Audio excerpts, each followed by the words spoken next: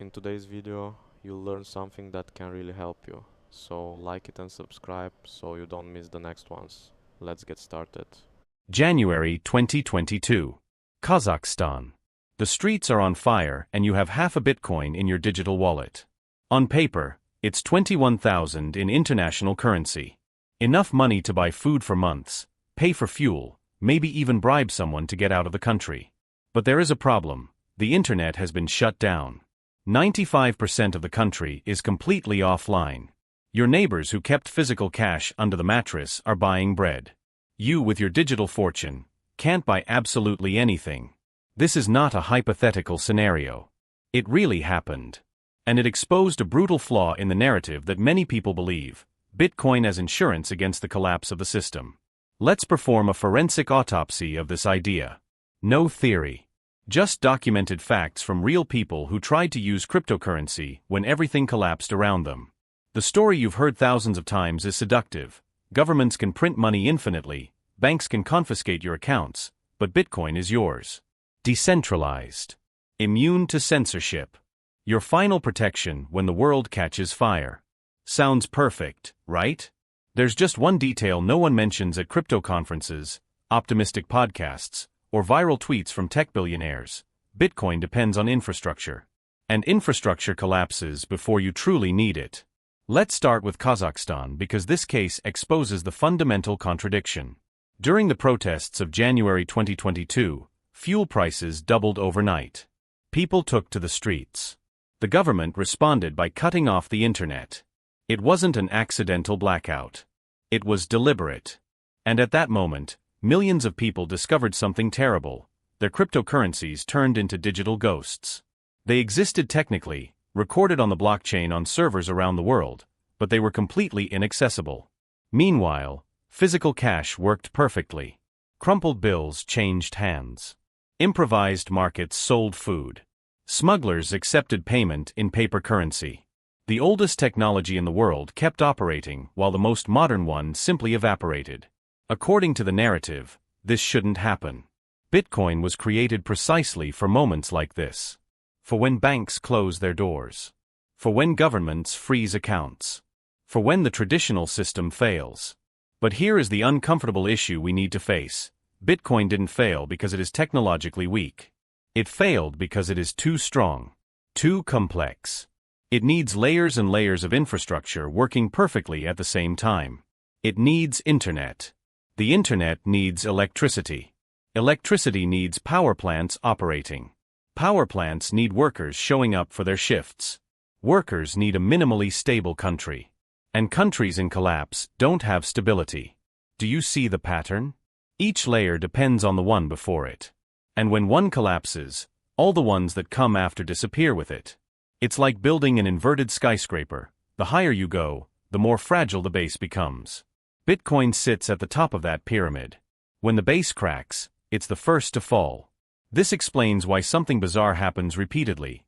The places where Bitcoin should shine are exactly the places where it disappears. Syria shut down the internet during the civil war. Gaza has constant electricity and internet outages. Sudan cut connections during protests. Afghanistan lost infrastructure when the Taliban took control. Pakistan blocks network access during political instability. In all of these cases, people had Bitcoin. In none of them were they able to use it when they needed it most. And before you think, but this is government censorship, not a Bitcoin failure, let's be honest about cause and effect. It doesn't matter. If you are starving and the government shut down the internet, the technical reason is irrelevant. The practical result is the same. Your Bitcoin turned into digital decoration. The neighbor with gold in his pocket eats. You, with the latest generation cold wallet, go hungry.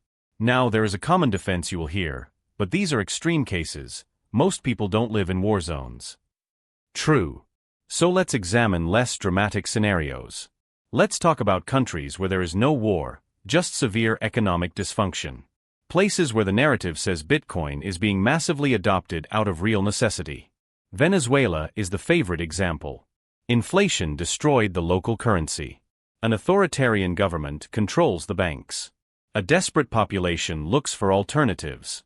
And yes, there is crypto adoption there. But when you look at the real data, you discover something surprising. The overwhelming majority are not using Bitcoin.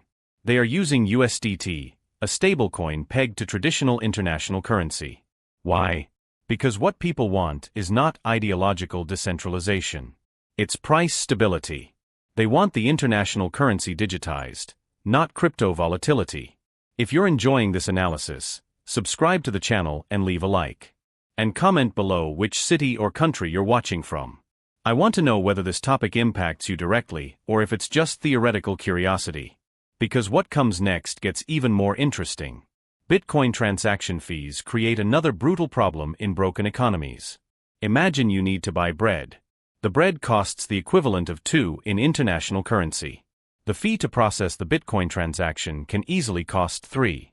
You are literally paying more in fees than the value of the product. This is not a bug, it's architecture. Bitcoin was designed to be scarce and secure, not to buy bread. Turkey offers another revealing data point.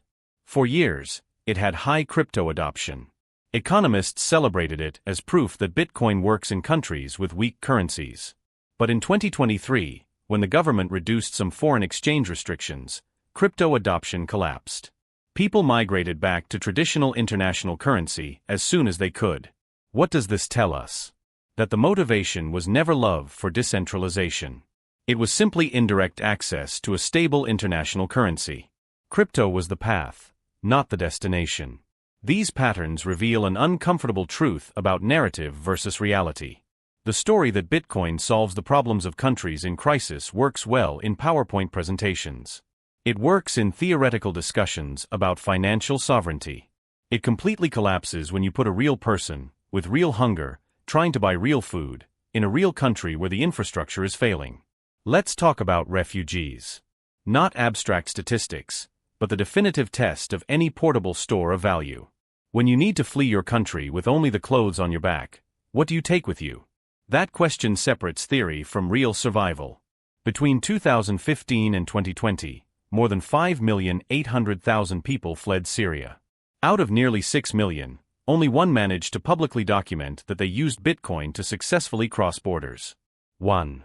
Let that number sink in. It wasn't due to a lack of technological knowledge or prior internet access. It was because, at the moment of truth, on real escape routes, Bitcoin simply didn't work. The smugglers who control the routes between Syria and Greece accept 3 things: physical cash, gold, and occasionally jewelry. None of them accept Bitcoin. Why? Because they operate in areas without reliable internet, need immediate liquidity, and cannot wait for blockchain confirmations that take minutes or hours. A refugee offering to pay in crypto is rejected on the spot. Not for ideological reasons, but for brutal practicality. You could argue that this is an education issue, that eventually these black markets will accept crypto. But that argument ignores the physical reality of escape routes. People crossing the Mediterranean in inflatable boats don't have phone battery. They don't have signal. They don't have time to explain blockchain technology to an armed man who wants immediate payment. Simplicity is survival. Complexity kills. There is another angle that is rarely discussed: the fallacy of exceptions that turn into propaganda. That one person who escaped using Bitcoin? They became a global headline. They were interviewed dozens of times. They spoke at conferences. Their story was amplified millions of times more than its real representativeness. This creates a brutal survivorship bias. We see the exception that worked, not the thousands for whom it failed silently. The same pattern repeats with impressive technical demonstrations that prove little about real-world use. There are videos showing Bitcoin transactions via satellite. Others using amateur radio. Some even through improvised mesh networks. They are technically fascinating. And completely impractical for mass adoption during real collapse. Imagine explaining satellite antenna configuration to your grandmother while tanks roll down the street. It doesn't work. These alternative systems are also devastatingly slow. A transaction that normally takes 10 minutes can take hours via satellite. In an escape scenario where every minute defines life or death, hours are an eternity. And that's assuming you have the necessary technical equipment, the knowledge to operate it, and that no one steals your device before the transaction is completed. Now let's examine the dependency structure that makes Bitcoin fundamentally fragile during collapse. Think in stacked layers. At the base is minimal political stability. Above that comes physical infrastructure, roads, buildings, basic systems. Then electricity. Then internet. Then functioning exchanges. Then market liquidity. Only then is Bitcoin useful. Each layer depends on all the ones below it. When collapse happens, it moves down this pyramid from top to bottom. Markets close first. Then exchanges stop operating. Then the internet becomes unstable. Then electricity fails. Bitcoin needs all of these layers working. Physical cash needs 0. Gold needs 0. That is the difference between resilience and systemic fragility. The brutal irony is that Bitcoin works wonderfully well in partial dysfunction. When your government is corrupt but still exists. When banks are incompetent but still open. When the internet is censored but still works with a VPN. In these intermediate scenarios, Bitcoin shines. It allows you to bypass controls, protect wealth, and make international transactions. But there is an abyss between partial dysfunction and total collapse. Dysfunction is when the system works badly. Collapse is when the system stops working. And Bitcoin was sold as a solution for the second scenario, but it only works in the first. This confusion between the two scenarios created a dangerous narrative that puts people at real risk. Think about someone who sold everything, converted it into Bitcoin, genuinely believing they were protecting themselves against future collapse. When the collapse finally arrives, they discover too late that they did exactly the opposite. They concentrated their wealth in the most fragile asset possible. They turned security into vulnerability by trusting narrative instead of analyzing real dependencies. The question no one wants to ask, but we need to: if Bitcoin fails exactly when the narrative says it should work, what is its real utility? The answer lies in the difference between a store of value and a medium of exchange. This distinction sounds technical, but it is literally the difference between eating or starving when everything collapses. A store of value means that something preserves purchasing power over time. Gold has been a store of value for millennia. You can bury gold in your backyard, dig it up 50 years later, and it is still worth something. Bitcoin also functions as a store of value. If you have internet access, you can store a fortune in a sequence of words in your head. Technologically impressive. Useful in many scenarios. A medium of exchange is completely different. It means you can use it to buy bread today, right now, without friction. Physical cash is a perfect medium of exchange. You hand over paper, receive bread, the transaction is completed in seconds. No infrastructure required beyond two people agreeing. Bitcoin is terrible as a medium of exchange during collapse because it needs that entire stack of infrastructure we already discussed. This is where the crypto narrative makes its fatal mistake. It mixes these two categories. It sells Bitcoin as being both at the same time. And in normal times, it manages to be reasonably good at both. But in real collapse, you discover that you need a medium of exchange far more than a store of value. It doesn't matter if you have millions saved if you can't buy food today. Let's make this concrete with a realistic hypothetical scenario. You live in a country where the situation is deteriorating rapidly. Protests in the streets. Banks limiting withdrawals. The local currency losing value daily. You are smart, you prepared. You converted a significant portion of your wealth into Bitcoin years ago. On paper, you are protected. Then the real collapse arrives. First day, the internet becomes intermittent. You can still access exchanges for a few hours a day. You try to sell Bitcoin to get physical cash. But the exchanges are overloaded. Thousands of other people had the same idea simultaneously. The ones still operating have withdrawal queues lasting days or weeks. You realize you should have done this weeks earlier. Third day, the internet is completely cut. Your Bitcoin wallet is still intact, but inaccessible.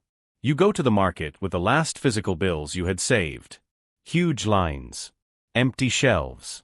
Prices have tripled. The money you thought would last a week barely buys food for 2 days. You look at the Bitcoin app on your phone with no connection. Useless. Seventh day, you find someone willing to do a direct Bitcoin for food transaction. But how? There is no internet to verify the transaction. The other person doesn't trust that you will pay later. You don't trust sending Bitcoin without confirmation. The deal doesn't happen. The person with a can of food and physical cash closes a deal with someone else in 30 seconds. You watch with thousands in Bitcoin trapped on your phone. 15th day, electricity begins to fail. Phone batteries run out. Even if the internet came back, you would have no way to access wallets. People are trading physical objects directly. Gold and jewelry are worth a lot. Tools are worth a lot. Food is worth everything. Bitcoin is worth exactly zero because there is no way to transact. This scenario is not apocalyptic exaggeration. It is literally what happened in parts of Syria, Lebanon, and Venezuela during the worst moments. And in all of these places, the hierarchy of value became brutally clear. Food first, then water, then physical cash, then gold, then tools, then everything else. Bitcoin didn't even make the list. The question is not whether Bitcoin has intrinsic value. The question is whether that value is accessible when you need it most. And the forensic answer, based on real evidence from multiple collapses in multiple countries, is no. Bitcoin has theoretical value that becomes practically inaccessible at the exact moment you need to convert it into survival. This does not mean Bitcoin is useless. It means it solves a different problem than the narrative sells. It is excellent for moving money internationally, for protecting wealth from confiscation when you have time and planning, for speculation, for portfolio diversification, but not for survival in real collapse. And here we arrive at the most important point of this entire analysis. The most important point is understanding dependencies before betting your survival. This is not about being against Bitcoin or against technology. It is about brutal honesty regarding what something is actually useful for versus what marketing promises. Bitcoin solves real problems. If you live in a country with strict capital controls and want to send money to family abroad, Bitcoin works. If you have significant wealth and fear government confiscation with prior warning, Bitcoin offers real protection. If you see inflation coming and have time to plan a gradual exit from the local currency, Bitcoin is a valid tool. All of these are legitimate use cases. But none of them are total systemic collapse.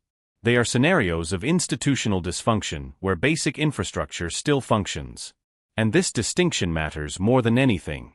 Because if you confuse these two scenarios, you end up preparing completely wrong for real emergencies. There is a hierarchy of resilience that we need to accept even if it hurts our love for technology. At the base are food and water. Then come practical skills. Then physical tools. Then trusted relationship networks. Then physical cash. Then portable precious metals. Only after all of that, far after, comes Bitcoin. This order is not opinion. It is the empirical result of dozens of real collapses observed over the past decades. Simplicity is resilience. The fewer dependencies something has, the more robust it becomes in chaos. Physical cash has zero technological dependencies. It works whether you are in a cave or a skyscraper. It works with electricity or without it. It works online or offline. It works whether the government exists or has dissolved. That brutal simplicity is a feature, not a bug. Complexity is fragility. The more layers of technology something requires, the more points of failure exist. Bitcoin needs at least 7 layers working simultaneously to be useful as a medium of exchange. Each layer is a failure point. In collapse, you don't need all of them to fail. One breaking is enough to make the entire system inaccessible. So what should you do with this information? First, stop treating Bitcoin as apocalyptic insurance. If you hold Bitcoin as a speculative investment, as protection against moderate inflation, as a financial freedom tool in a country with capital controls, perfect. Continue. But if you are holding Bitcoin believing it will save you when everything collapses, you are dangerously wrong. Second, diversify layers of resilience. Keep some physical cash saved. It doesn't need to be a fortune, but enough for a few weeks of basic expenses. Have skills that generate value without technology. Cultivate real relationships with people close to you. These things may seem old-fashioned, but they work when nothing else does. Third, understand which problem you are actually trying to solve. Fear of 10% annual inflation? Bitcoin may help. Fear of government confiscation announced weeks in advance? Bitcoin may help. Fear that society will enter complete collapse and you will need to survive on your own resources? Bitcoin will not help at all. The brutal moral lesson of this forensic analysis is not that technology is bad. It is that marketing sold a solution to a problem it does not solve.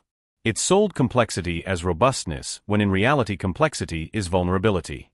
It sold technological dependence as independence when in reality true independence comes from simplicity.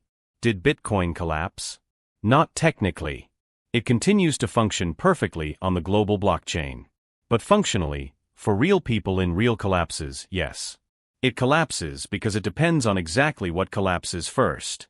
And until we accept this uncomfortable truth, we will continue to see people who are prepared on paper but vulnerable in practice. If you made it this far, subscribe to the channel and leave your like. Comment which city or country you are watching from and whether this analysis changed your perspective on financial preparation. Because understanding real dependencies can literally save your life one day. The most resilient technology is sometimes the oldest one. And that is not romantic. It is physics, it is mathematics, it is reality. Accepting this is not being against progress. It is being honest about what truly works when everything else fails.